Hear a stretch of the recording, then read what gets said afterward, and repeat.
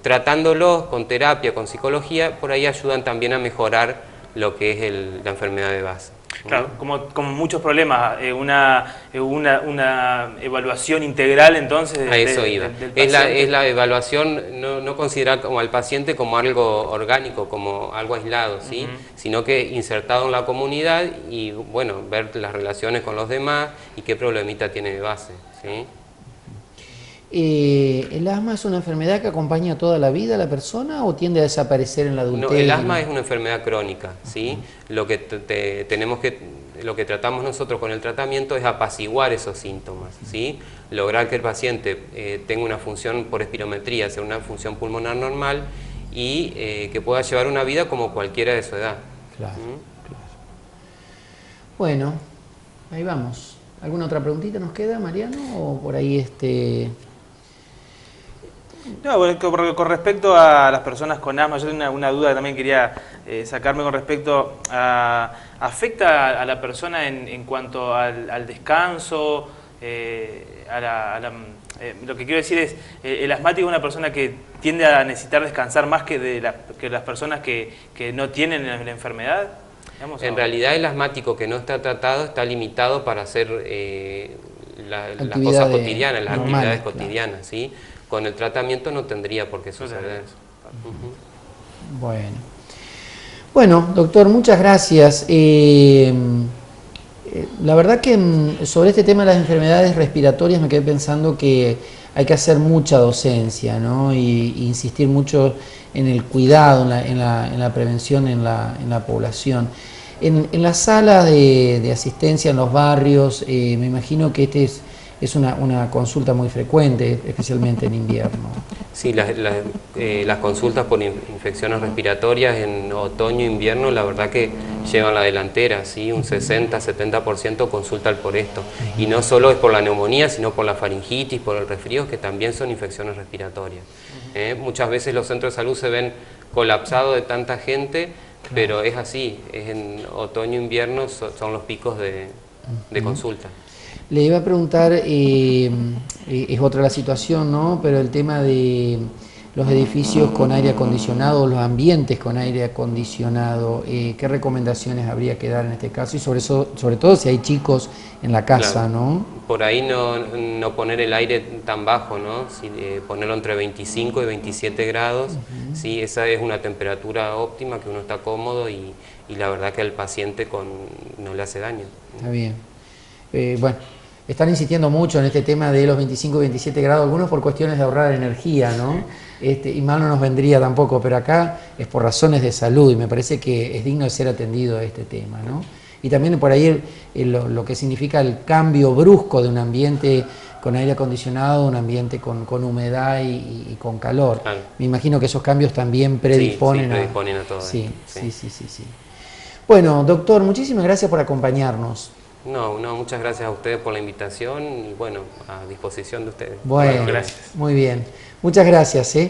Bueno, gracias Mariano. Gracias a... Nos encontramos, si Dios quiere, en el próximo programa. Quédese con nosotros, vamos a un pequeño corte y enseguida volvemos para el cierre final.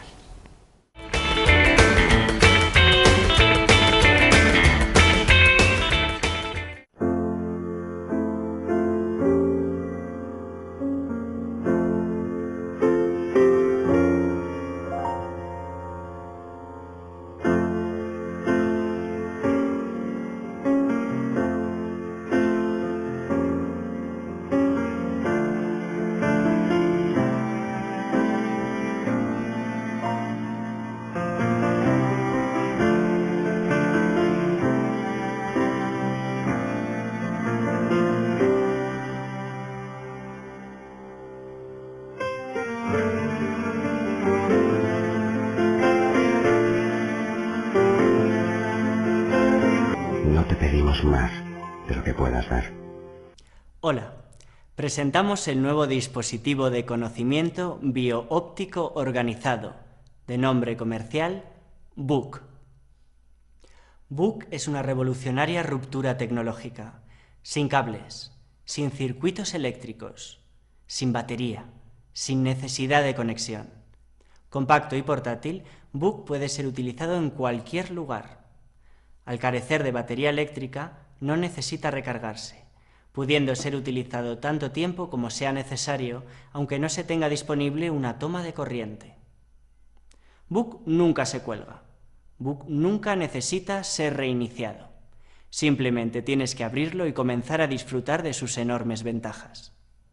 Así es como funciona. Book está construido con hojas de papel numeradas secuencialmente, cada una de las cuales es capaz de almacenar miles de bits de información. Cada página es escaneada ópticamente, registrando la información directamente a tu cerebro. Una simple sacudida de dedo nos lleva a la siguiente página. Las hojas se mantienen unidas mediante un dispositivo de cosido llamado carpeta, que las mantiene en su orden correcto. Gracias a la tecnología de papel opaco, los fabricantes pueden usar ambas caras, duplicando la información y reduciendo costes. La mayoría de los books incluyen una función de índice que señala la localización exacta de cualquier información seleccionada para su inmediata recuperación. El accesorio opcional marcapáginas permite abrir el book en el punto exacto en el que fue dejado la sesión previa, incluso si el book se ha cerrado. Los marcapáginas se ajustan a estándares internacionales, de manera que un mismo marcapáginas puede ser usado en books de diferentes fabricantes. A la inversa, diversos marcapáginas pueden ser usados en un mismo book si el usuario desea almacenar diversas búsquedas a la vez. También es posible hacer notas personales junto a las entradas de texto de book mediante una sencilla herramienta de programación: el lapicero. El dispositivo manos libres, también conocido como atril, permite la correcta colocación de book para su cómoda lectura sin necesidad de usar las manos. Si necesitas pasar la página, una simple sacudida de dedo es suficiente. Book es un producto respetuoso con el medio ambiente, ya que está compuesto únicamente por materiales 100% reciclables. Portátil, duradero y asequible, Book está siendo recibido como el precursor de una nueva ola de entretenimiento. Bienvenido a la era que transformará tu manera de entender el mundo. Bienvenido a la experiencia Book.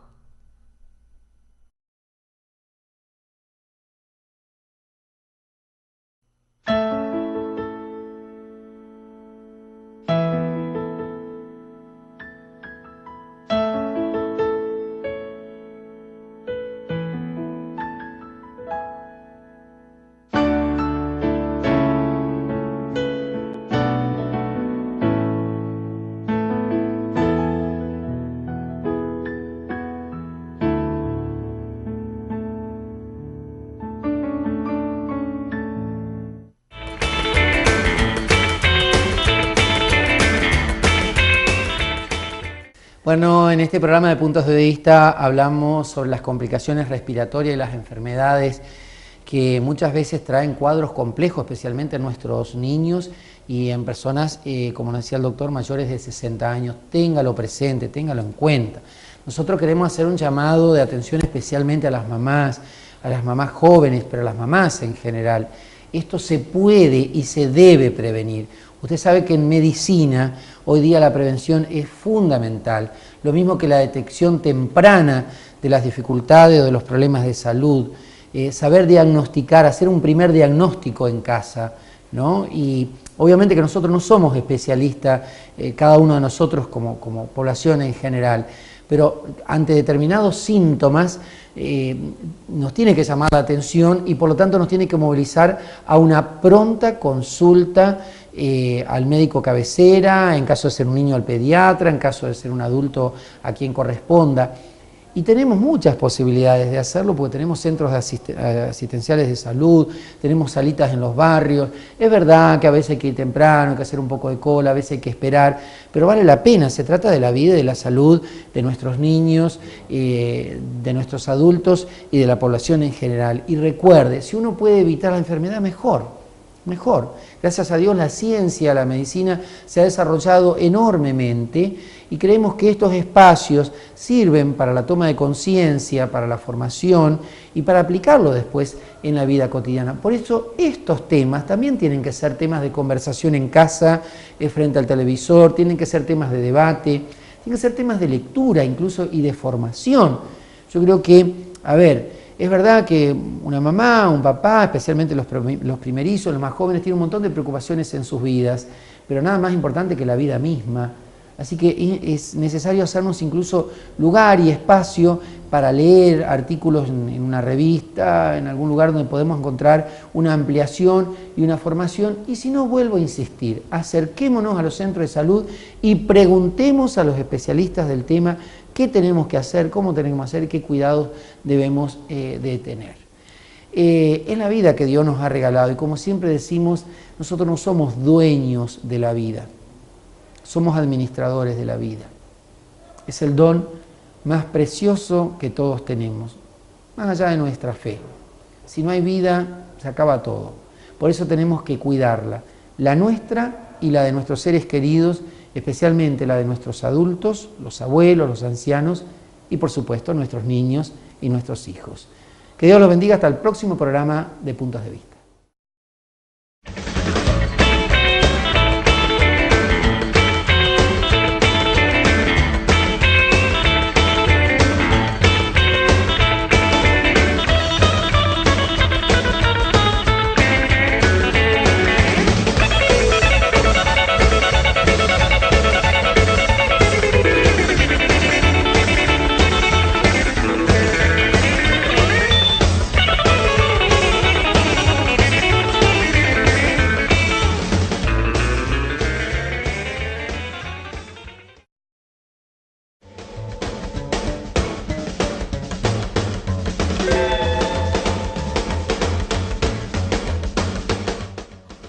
Señoras, señores, bienvenidos. Esta es una nueva emisión de Puntos de Vista. Un gusto poder compartir con ustedes una nueva emisión.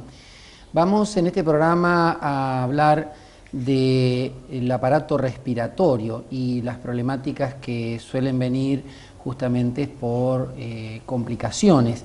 De hecho, el aparato respiratorio en nuestro organismo está expuesto a infinidad de agentes infecciosos que cuando no logran superar los mecanismos defensivos que naturalmente tiene nuestro organismo, se producen diversas enfermedades causadas, bueno, por la gran cantidad de microorganismos, entre ellos virales y bacteriales, siendo una de las principales causas de consulta en los distintos centros de salud.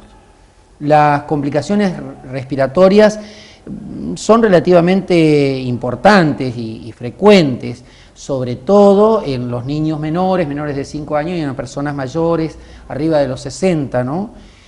Y en la Argentina, las enfermedades respiratorias y en el mundo representan un problema de salud muy importante que afecta las condiciones de bienestar, la calidad de vida de nuestra gente y el estado de salud de gran parte de la población en todas las edades, sobre todo en estas dos franjas que recién mencionábamos. Por eso, en este programa, desde distintos puntos de vista, hoy vamos a ver los problemas respiratorios. Quédese con nosotros, vamos a la apertura del programa y enseguida estamos con la mesa de invitados.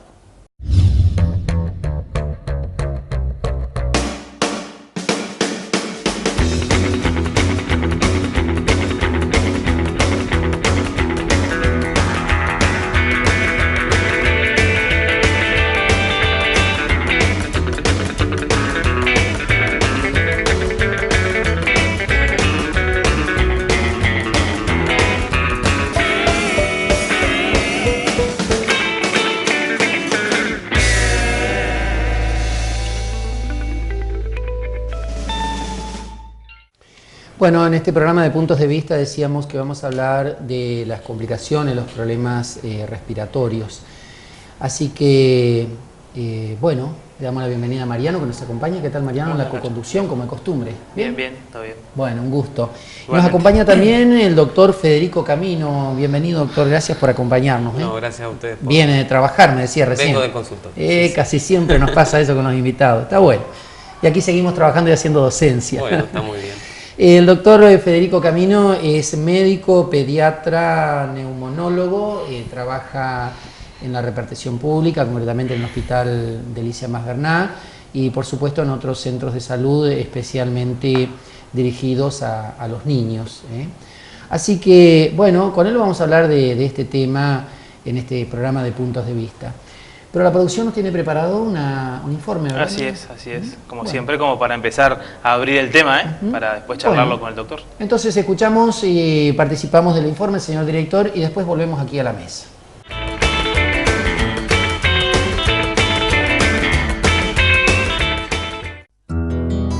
En Argentina, las enfermedades respiratorias son las principales causas de solicitud de atención en los servicios de salud del país y en todas las edades. Esto representa una gran carga en la demanda de atención y de necesidades que cotidianamente impacta sobre todo el sistema de atención de la salud del país. Adicionalmente, la cantidad y diversidad de población que es afectada estacionalmente por los problemas respiratorios agudos tiene un impacto sobre la actividad económica y educativa del país, produciendo un elevado volumen de inasistencia durante el proceso de las enfermedades y que tiene su pico en los meses invernales. En cuanto a la magnitud del problema, las enfermedades respiratorias se encuentran entre las principales causas de muerte en la población de adultos mayores y en los niños menores de 5 años. Las infecciones respiratorias agudas constituyen un problema de prioridad a nivel mundial. Por eso es imperativo hacer prevención.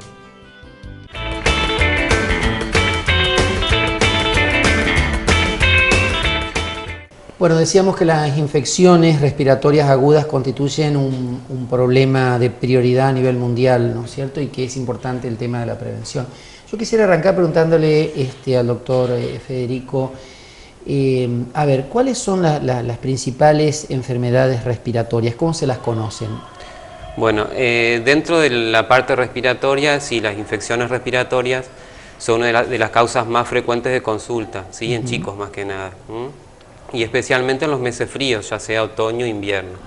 Dentro de las infecciones respiratorias hay dos grandes grupos. Por un lado están las altas, que sería el resfrío, una laringitis o la tos de perro, como dicen las mamás, o hasta una faringitis también. Y en el otro grupo estarían las infecciones respiratorias bajas, ¿sí? Dentro de ellas estaría la neumonía, la bronquiolitis y la complicación de la neumonía, que sería una supuración pleuropulmonar o el derrame.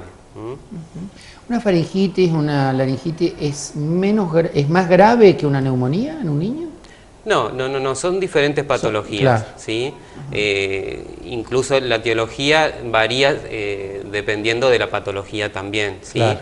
Dentro de los gérmenes, como habían dicho ustedes en el informe, que causan una infección respiratoria baja, están los virus y las bacterias, ¿sí? Dentro de los virus tenemos el más frecuente, que es el virus sincicial respiratorio, otros son el parainfluenza, el influenza, el adenovirus, ¿sí? Y dentro de las bacterianas está la neumonía por neumococo, la Haemophilus influenza, que desde que está la vacuna, este germen ya se ha desplazado y casi no constituye una causa de neumonía. Claro. Y otro de los gérmenes también es el estafilococo. Doctor, ¿por qué se producen fundamentalmente en invierno? Es decir, ¿porque el organismo está más bajo en defensa? ¿Proliferan más las bacterias? ¿Por qué se da más? A eso vamos. Por ahí, digamos, en invierno, en los meses fríos, sería otoño, invierno, hay mayor replicación viral, ¿sí? Eso acompañado de que los chicos por ahí en invierno concurren a guarderías, están como más amontonados, por decirlo de una manera, ¿sí? O más juntos, predispone para el contagio, claro. ¿Sí? Los ambientes menos ventilados. Los ambientes también. Cerrados, menos ventilados, ¿sí? La contaminación también. Por eso se da más en invierno, ¿sí? Porque la replicación viral es mucho mayor en los meses fríos que en verano. Bueno. Si bien, le quería consultar, si bien son enfermedades que son más frecuentes en una época del año, ¿existe la posibilidad de que sí se puedan dar en otras épocas, en lo que es el verano, o tal vez se vuelva crónica la enfermedad después de las épocas? Sí, si bien se da más que nada en los meses fríos, pero durante el resto del año también. Por ejemplo, los diferentes virus se replican por ejemplo, el virus sincicial respiratorio, que es el más común en la bronquiolitis, generalmente se da en otoño y en invierno, ¿sí? En cambio, el adenovirus, que también causa bronquiolitis y otras enfermedades respiratorias, él se replica en todo el año y se lo pueden ver tanto en primavera, en verano, en otoño, lo que sea. Claro. Dígame, doctor, ¿cómo es el contagio? Es decir, más allá de estos riesgos que conllevan los ambientes cerrados y en invierno o pocos ventilados, ¿no? Pero ¿qué cosas hay que tener en cuenta a la hora de prevenir el tema del contagio de las enfermedades respiratorias? Pensando fundamentalmente que este programa es, pretendemos hacer docencia a nuestra gente, ¿no? Más o menos, ¿qué consejos podríamos dar a la población? Por ahí es una pregunta muy importante porque justamente sería digamos, la base para prevenir todo esto, ¿no? El contagio generalmente se da por vía respiratoria, ¿sí? Algún chiquito, algún adulto estornuda o tose y lo contagia al que está enfrente, ¿tá? Otro de los mecanismos es por contacto. El chico, alguien estornuda, va todo a la boca y esa es otra de las fuentes de contagio. Por eso es importante decirles a las mamás que por ahí en los casos de los chicos con fiebre o con tos, que traten de no mandarlos a las guarderías o a los jardines para evitar justamente el contagio. ¿Esos son los síntomas con los cuales comienzan las enfermedades, lo que usted nombraba, la tos y la fiebre? Sí, son uno de los síntomas. Otros son generalmente, bueno, que el nene lo vas a ver decaído, ¿sí? Muchas veces puede llegar a tener dificultad respiratoria, algún quejido. Cuando el cuadro es más grave, empiezan a usar los músculos accesorios que decimos nosotros, que uno lo nota que está respirando con la panza o que se le notan las costillas cuando el paciente respira, ¿sí? Claro. El decaimiento, el quejido. La mamá siempre te dice, mira, no lo veo igual que ayer, ¿sí? Empezó con fiebre, empezó con dificultad respiratoria, no quiere comer, está más decaído, duerme mucho. Son signos de alarma también que hay que darle a la familia para tener una consulta precoz, ¿sí? Claro. Y evitar justamente las complicaciones. Y que se propague, digamos. Claro. ¿Hay un periodo de incubación en la enfermedad? ¿Todo el tiempo es contagioso? ¿Cómo se suele dar? El periodo de incubación depende de cada germen, claro. ¿sí? Por ahí el periodo de estado de una infección bacteriana es de comienzo más súbito, más agudo, ¿sí? La mamá te dice, sí, empezó ayer a la tarde con fiebre y de ahí el nene no quiso comer más, está decaído, duerme. En cambio, en el caso de virus, ¿sí? Es mucho más solapado. Va empezando con una fiebre que baja, el nene también va a estar decaído, pero no es tan agudo como la bacteria. Y los días depende también de cada germen, el tiempo de incubación. ¿Afecta mucho a las personas también o están más propensas a contraer este tipo de complicaciones respiratorias, pulmonares, las personas mayores de 60 años? ¿Cómo se da el contagio ahí en las personas mayores? Es de la misma manera que los chicos, ¿sí? Es por vía respiratoria, por la tos, es exactamente igual. Siempre, sí. Por eso hay que tener mucho cuidado con la microsaliva, digamos, claro, así al conversar. El estornudo, la tos, ¿sí? Tratar de no, digamos, de evitar eso justamente para que no se propague la infección. Le quería consultar con respecto ¿hay organismos más propensos que otros a contraer infecciones respiratorias o todos estamos en el mismo nivel en cuanto al riesgo? Por ahí hay factores de riesgo que dependen tanto del huésped, que seríamos nosotros los que nos enfermamos, o del medio ambiente, ¿sí? Los que dependen del huésped, que son los pacientes, las personas, sería, bueno, el bajo peso, la desnutrición, ¿tá? Falta de lactancia materna, ¿sí? Ausencia de vacunas. Y en cuanto al medio, sería la contaminación ambiental, la contaminación domiciliaria, las mamás analfabetas, ¿sí? Que por ahí no tienen las pautas necesarias para hacer una consulta precoz, ¿sí? Y la falta de lactancia materna también es muy importante. Hablamos de prevención y es importantísimo porque ojalá no haya que llegar al consultorio justamente ya con un cuadro complicado, pero de todos modos sería importante hablar acerca de los cuidados una vez contraída la enfermedad o las enfermedades, depende de qué se trate. ¿Qué cuidados tiene que tener una mamá, un papá, digamos, sobre todo cuando se trata de chiquitos, o aquellos que están cuidando personas adultas y que están con cuadros así de riesgo? Bueno, en primer lugar es importantísimo el diálogo con el pediatra, ¿no? Es la consulta precoz y darle a los padres o a los familiares los signos de alarma que tienen que tener para reconsultar en caso de que se complique, ¿sí? Ellos son, bueno, la persistencia de tos, de fiebre alta, la dificultad respiratoria, ¿tá? El uso de músculos accesorios, el tiraje, como decíamos nosotros, la panza que se le hunde, que es característico, que reconsulten, ¿sí? Consulta precoz, darle claras las consignas del antibiótico que tiene que tomar, o si es un cuadro viral, darle claro también qué es lo que tiene que hacer en esos casos, ¿sí? Y siempre explicarle a la mamá y después que se establezca un diálogo con ella para ver si entendió o no las consignas que uno le da. Una persona mayor que tuvo neumonía, doctor, ¿es propensa a volver a contraer con cierta facilidad o su organismo queda más inmunizado frente No, a...? en realidad la neumonía es un cuadro agudo, ¿sí? Así como viene, se trata con el antibiótico y se resuelve, ¿sí? Hay muchos casos, por ejemplo en pediatría, que los chiquitos quedan secuelados, ¿tá? Muchas veces, por ejemplo, el adenovirus es un germen muy agresivo y se ha visto que lo que hace es una enfermedad pulmonar crónica que a la larga afecta al chico, ¿sí? A la función respiratoria y todo, ¿sí?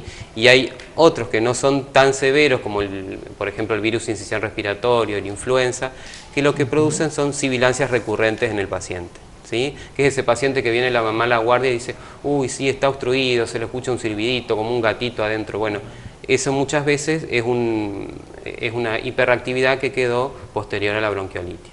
Bueno. Bien, problemas respiratorios, prevención, consulta al pediatra o al médico que corresponda, tratamientos y cuidados posteriores. Son todas cuestiones que muy importantes para tener presente.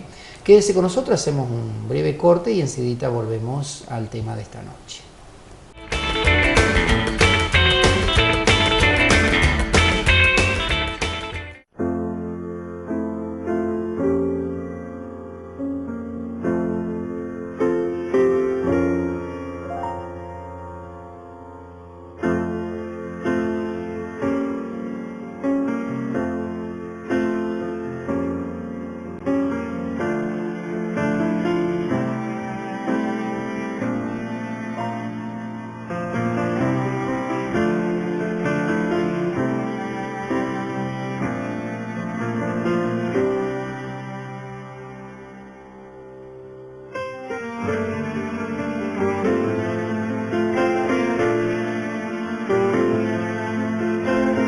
No te pedimos más de lo que puedas dar. Hola, presentamos el nuevo dispositivo de conocimiento bioóptico organizado, de nombre comercial BUC. BUC es una revolucionaria ruptura tecnológica, sin cables, sin circuitos eléctricos, sin batería, sin necesidad de conexión. Compacto y portátil, BUC puede ser utilizado en cualquier lugar. Al carecer de batería eléctrica, no necesita recargarse, pudiendo ser utilizado tanto tiempo como sea necesario, aunque no se tenga disponible una toma de corriente. BUC nunca se cuelga. BUC nunca necesita ser reiniciado. Simplemente tienes que abrirlo y comenzar a disfrutar de sus enormes ventajas. Así es como funciona.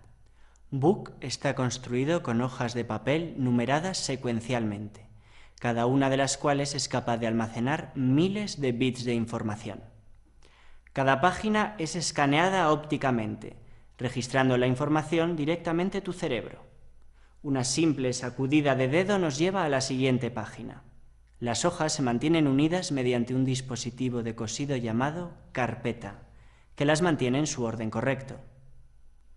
Gracias a la tecnología de papel opaco, los fabricantes pueden usar ambas caras, duplicando la información y reduciendo costes. La mayoría de los BUCs incluyen una función de índice que señala la localización exacta de cualquier información seleccionada para su inmediata recuperación.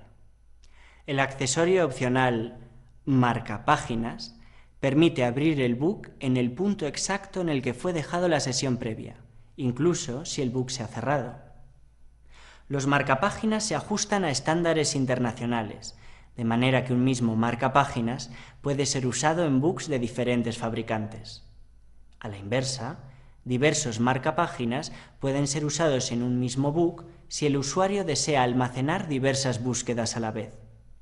También es posible hacer notas personales junto a las entradas de texto de Book mediante una sencilla herramienta de programación: el lapicero. El dispositivo manos libres, también conocido como atril, permite la correcta colocación de Book para su cómoda lectura sin necesidad de usar las manos. Si necesitas pasar la página, una simple sacudida de dedo es suficiente. Book es un producto respetuoso con el medio ambiente, ya que está compuesto únicamente por materiales 100% reciclables. Portátil, duradero y asequible, Book está siendo recibido como el precursor de una nueva ola de entretenimiento.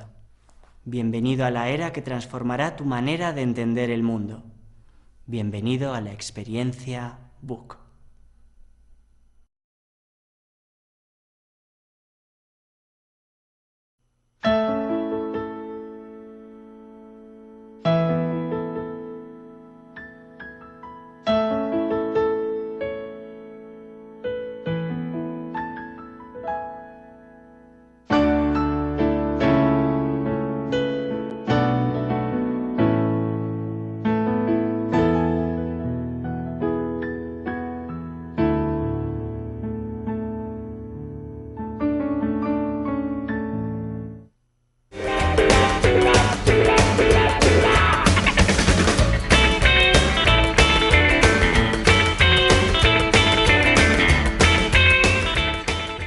Bueno, estábamos hablando de las enfermedades respiratorias. Ahora vamos a pasar también a otro tema. ¿Quedaba alguna preguntita para hacerle al doctor sobre este tema, Mariano? ¿O más o menos ahí ya estamos? No, creo que estaríamos. Bueno, por ahí aclarar y darle algunos consejos a las mamás, ¿sí?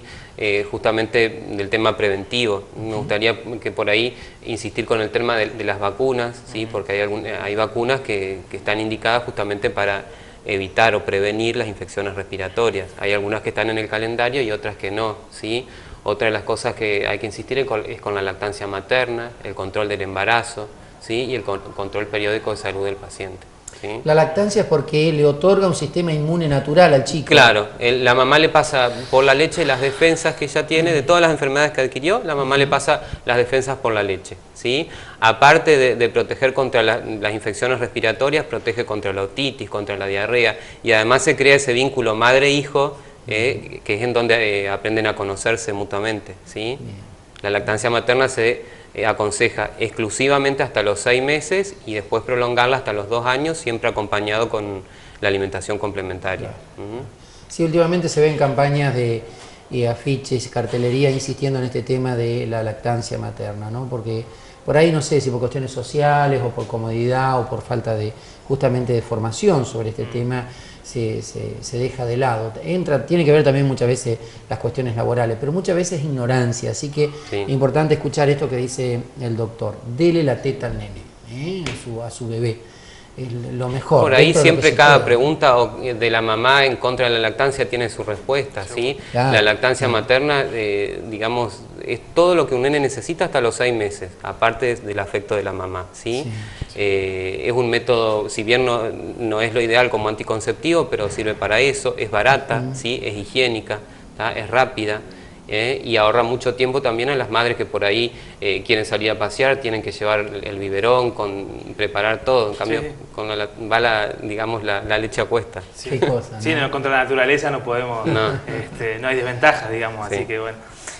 Doctor, le quería llevarlo por ahí un poco más a otro terreno, y sabemos que el tabaquismo nos provoca a las personas a las cuales son adictas o usuarias del cigarrillo, muchos problemas de salud. Con respecto a lo respiratorio y a las enfermedades respiratorias, ¿qué papel juega el tabaco? Sí, dentro del tabaquismo entraría todo lo que es la parte de contaminación ambiental, ¿no? Y del medio ambiente.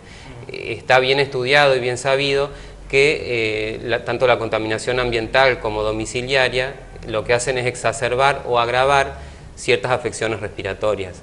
Lo que hace, por ejemplo, el humo del tabaco es crear un proceso inflamatorio en la mucosa que la daña, y eso impide los mecanismos de defensa que tiene el aparato respiratorio. favoreciendo muchas veces a las neumonías, al broncoespasmo, a la obstrucción bronquial y a la crisis asmática también.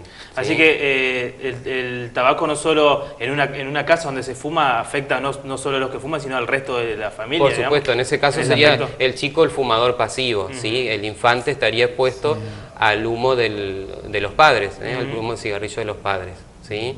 Y ya el adolescente, bueno, que se ha visto hoy en día que cada vez se empieza a consumir el tabaco a más temprana edad, ¿sí? Y también influye en todo esto. Doctor, y en cuanto a la actividad física, ¿alguna en especial que favorezca o que haya que tener cuidado especialmente respecto a este tema? En realidad los chicos, toda actividad física, toda actividad recreativa, y no solo deporte, sino que el juego, favorece el crecimiento y la integración del chico en la sociedad, ¿sí? Para la parte respiratoria, o en caso del paciente asmático, por ahí la natación es un buen deporte, ¿sí? Es completo porque lo que hace es agrandar la caja torácica, fortalece los músculos respiratorios y de esa manera ante una crisis el paciente tiene, digamos, otras herramientas para enfrentarlo. Parecería ser, según las estadísticas o por ahí las noticias, que las complicaciones respiratorias son como más frecuentes y más complicados o importantes en los últimos años. ¿Puede ser que sea así? ¿Hay algún factor determinante? Y sí, últimamente son más graves las infecciones, o más frecuentes, no más graves, ¿sí? Más frecuentes por el tema justamente de la contaminación ambiental, claro. ¿Sí? En caso de bacterias se ha visto que muchas veces adquieren resistencia a los antibióticos, por eso estos cuadros se agravan un poco más. Claro. Se ve mucho también el crecimiento de estos cuadros en zonas habitadas cercanas a zonas industriales. Claro, ¿sí? También. Generalmente se escucha mucho que afecta la parte respiratoria. En los lugares de hacinamiento también, ¿sí? ¿Qué pasa con el factor climático, particularmente en esta zona litoral o nuestra ciudad aquí en Concordia, Salto, el clima húmedo, por ejemplo, esos días de una humedad muy alta, eso también? Claro, la verdad que mucho no le favorece a los que vivimos en Concordia y son asmáticos, por ejemplo, ¿sí? La humedad, la contaminación ambiental, estamos rodeados de citrus nosotros, ¿sí? Y el polen del citrus es una de las causas también de una exacerbación, de una crisis asmática, por ejemplo, de una exacerbación de la patología de base.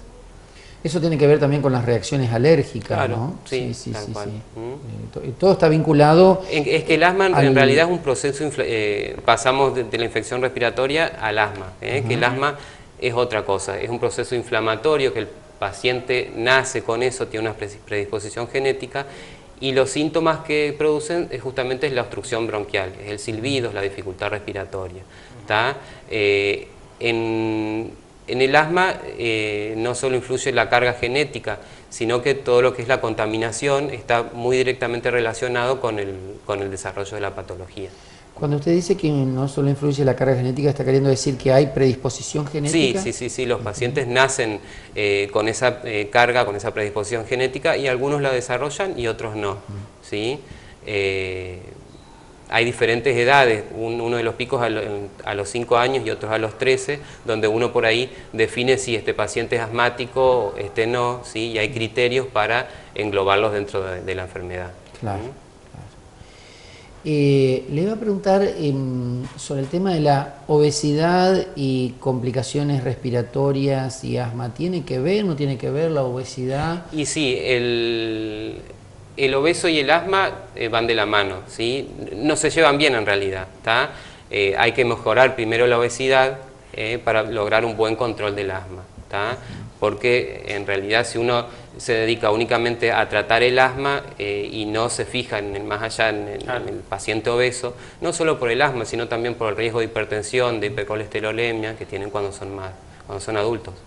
Y en cuanto a las infecciones respiratorias, ¿tiene que ver con la obesidad o eso es un poco un imaginario popular? Más que nada con el asma, es lo que hablamos recién. Sí. Por ahí con las infecciones respiratorias no necesariamente está vinculado al tema. Claro. ¿El asma es una enfermedad que se puede evitar? con tratamiento se puede mejorar la calidad de vida de la persona, que influye, no hablábamos recién, el tema de la ubicación geográfica también inclusive, Sí. y del lugar donde se vive. Sí. Bueno, el asma, como dijimos recién, es una enfermedad obstructiva crónica, ¿sí? Que cursa con menor calibre de la vía aérea. Hay un proceso inflamatorio y eso lo que hace es tener más chiquitos los bronquios. Para un tratamiento se basa en 4 pilares. Por un lado está el control medioambiental, ¿sí? La educación del paciente, que sin la educación no llegamos a ningún lado porque tenemos que lograr que el paciente reconozca la crisis, que se reconozca cuando él está grave, explicarle que cuando empieza con excesos de tos, que si se siente con un silbido en el pecho, consulte o empiece con la medicación.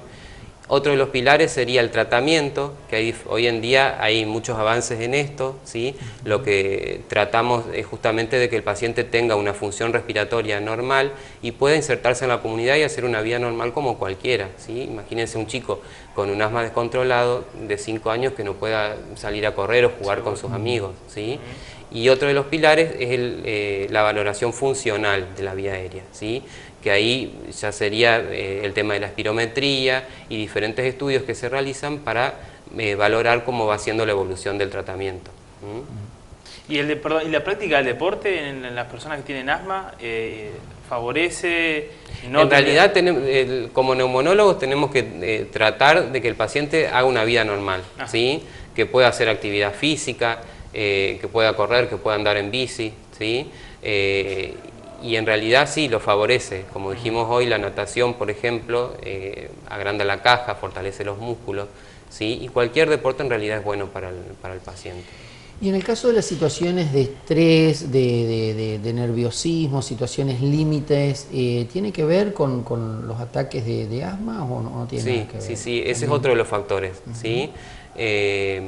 Muchas veces uno medica al paciente y viene a la consulta y la mamá te cuenta, sí, sigue obstruido, sigue con lo mismo. Y por ahí si uno no se dedica a entablar un diálogo con la madre, digamos, tener un poquito más de tiempo, porque muchas veces estamos todos apurados, tener tiempo, sentarse y preguntarle, por ejemplo, cómo es la vida habitual del paciente, con quién juega, si no. Y muchas veces por ahí surgen problemas que